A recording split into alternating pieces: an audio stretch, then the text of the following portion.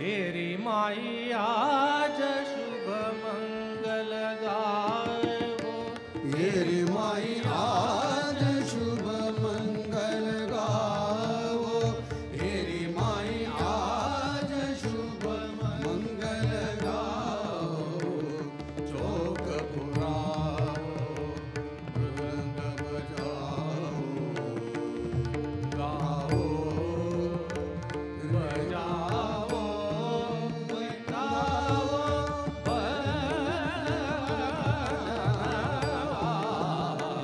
हेरी माई आज शुभ मंगल गावो, हेरी माई आज कोणी गंधर्व अप्सरा किन्नर बीन सुहाव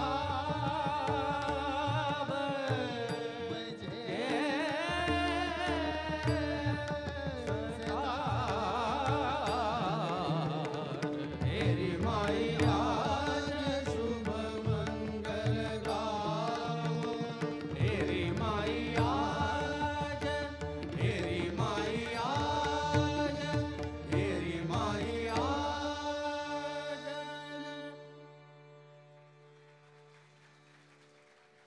रसिक हो नमस्कार. नमस्कार. झी मराठीतर्फे सर्व प्रेक्षकांचं मनपूर्वक स्वागत. आजचा दिवस खरोखरच शुभ आहे, मंगल आहे. कारण नक्षत्रांचे देणे या कार्यक्रमात आज आपण एका स्वरभास्कराच्या तेजपुंज जीवनाचा वेध घेण्याचा प्रयत्न करणार आहोत, ज्यांचं नाव आहे पंडित भीमसेन जोशी. अमंगलतमाचा नाश करून साऱ्या क्लेशदायी मळभाचा निःपात करणारं हे तेजस्वी व्यक्तिमत्व. पंडितजींच्या सुरांनी गेली 60 वर्ष जगभरातल्या संगीतप्रेमींची आयुष्य उजळून टाकली आहेत. कोट्यावधींच्या हृदयावर अधिराज्य केलंय. दर्दीतल्या दर्दींपासून गर्दीतल्या सामान्य रसिकांपर्यंत सर्वांना हेलावून सोडलंय, तृप्त केलंय.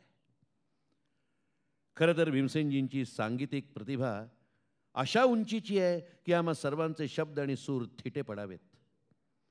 आमचा हा प्रयत्न ज्योतीने तेजाची आरती ह्या भावनेतूनच आहे.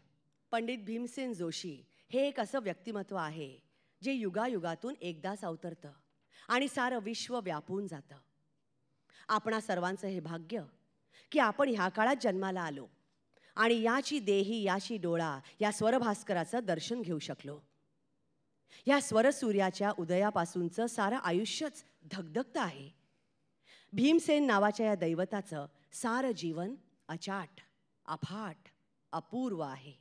4 फेब्रुवारी 1922 रोजी तेव्हाच्या मुंबई प्रेसिडेन्सीमधील म्हणजेच आत्ताच्या कर्नाटकातील गदग इथं पंडितजींचा जन्म झाला. वडील गुरुराज आणि आई रमाबाई. घरातलं वातावरण अतिशय धार्मिक होतं. आजोबा भीमाचार्य कीर्तनकार, आई सुंदर भजनं गायची. लहानपणापासूनच भीमसेनांना संगीताचं आकर्षण होतं. शाळेत असताना त्यांना प्रचंड मोहिनी घातली ती एका रेकॉर्डनं. अब्दुल करीम खां साहेबांच्या पिया बिन नहीं आवत चैन या ठुमरीनं त्यांचं गाण्याचं वेड पराकोटीला गेलं. अभ्यासापेक्षा संगीतच त्यांना जवळचं वाटू लागलं. वयाच्या 10व्या वर्षी त्यांना दर्शन घडलं ते सवाई गंधर्वांचं. हेच आपले गुरु असं भीमसेनांनी मनात तेव्हाच ठसवलं. गदगमध्ये त्यांना सुरुवातीच्या काळात हनुमंताचार्य, अगसरू चन्नाप्पा कुर्तकोटी आदींनी गाणं शिकवलं. पण भीमसेनांना स्वस्थ बसवेना, समाधान होईना. त्यांनी वयाच्या 11व्या वर्षी घरातनं पळ काढला आणि संगीत शिकण्यासाठी अक्षरशः वणवण भटकले. ग्वाल्हेरला पोचले. उस्ताद हफीज अलींनी त्यांना आसरा दिला. ग्वाल्हेरात पंडित कृष्णराव शंकर पंडित, पंडित राजाभैया पूछवाले यांच्याकडे ते शिकले. तिथून त्यांनी कलकत्ता गाठलं. पहाडी सन्याल या अभिनेत्याकडे चक्क नोकर म्हणून राहिले आणि विश्वदेव चक्रवर्ती यांच्याकडे शिकले. तिथून जालंधरला जाऊन पंडित मंगतराम यांच्याकडून ध्रुपद धमार शिकले. जालंधरच्या हरिवल्लभ संगीत महोत्सवात त्यांची भेट पंडित विनायक बुवा पटवर्धनांशी झाली. त्यांनीच भीमसेनांना सल्ला दिला की तुझे गुरु एकच, कुंदगोळचे पंडित सवाई गंधर्व, किराणा घराण्याचे लोकप्रिय गायक. पुनश्च हरिओम. भीमसेन कर्नाटकात परतले. सवाई गंधर्वांकडे शिकण्यासाठी. या साऱ्या अग्निदिव्याची ठिणगी मात्र पडली होती तेव्हाच, जेव्हा भीमसेनांनी भुसद यांच्या दुकानात ऐकली अब्दुल करीम खां साहेबांची ठुमरी, पिया बिन नहीं आवत चैन.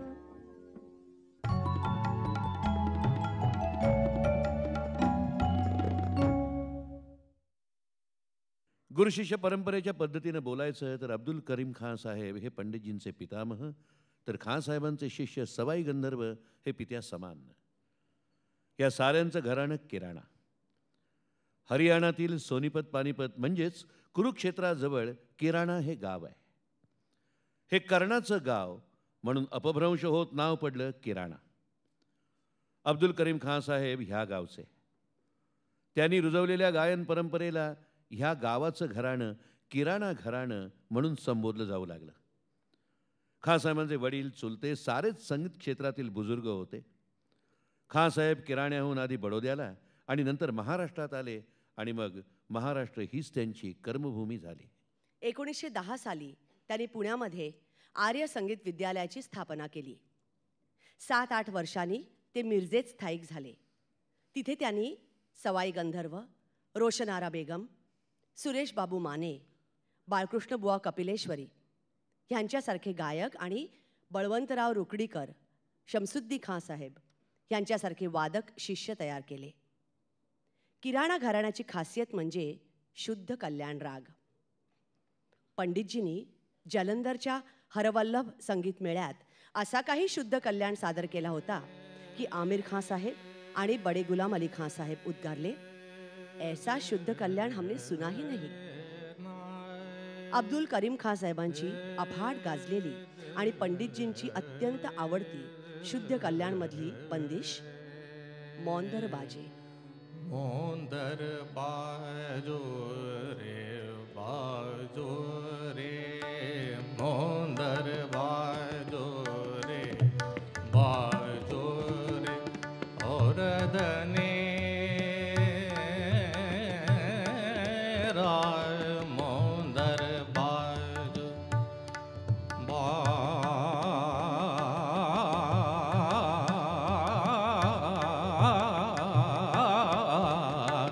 मोंदर बाजो रे बाजो रे, मोंदर बाजो.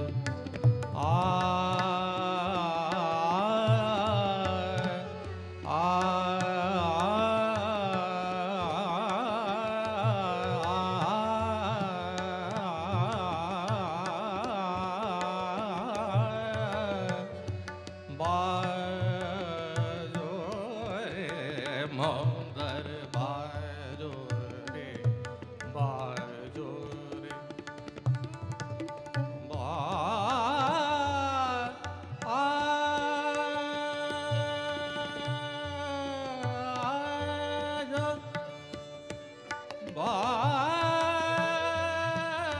बाजो रे बाजो रे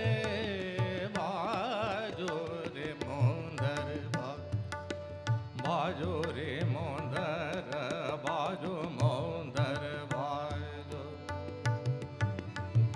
मामद शाह पिया मन के दरसवा,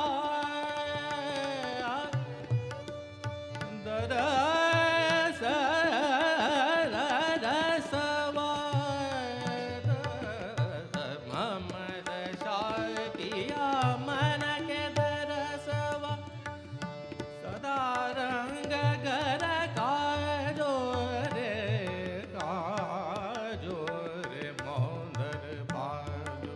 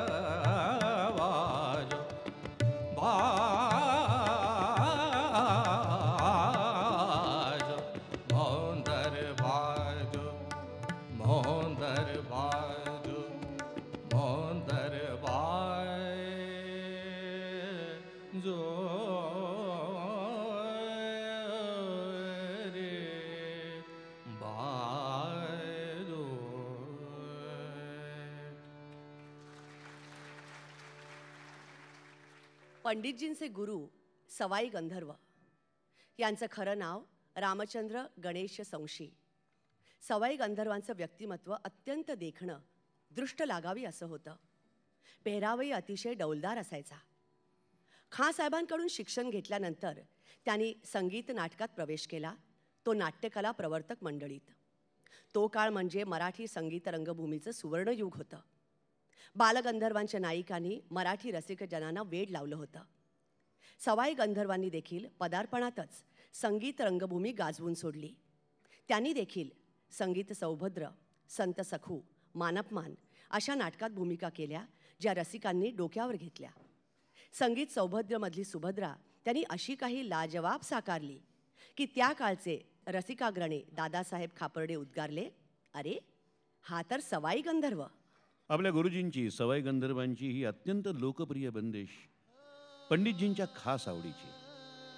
सुहा सुगराई रागातील तू है मोहम्मद शाह दरबार.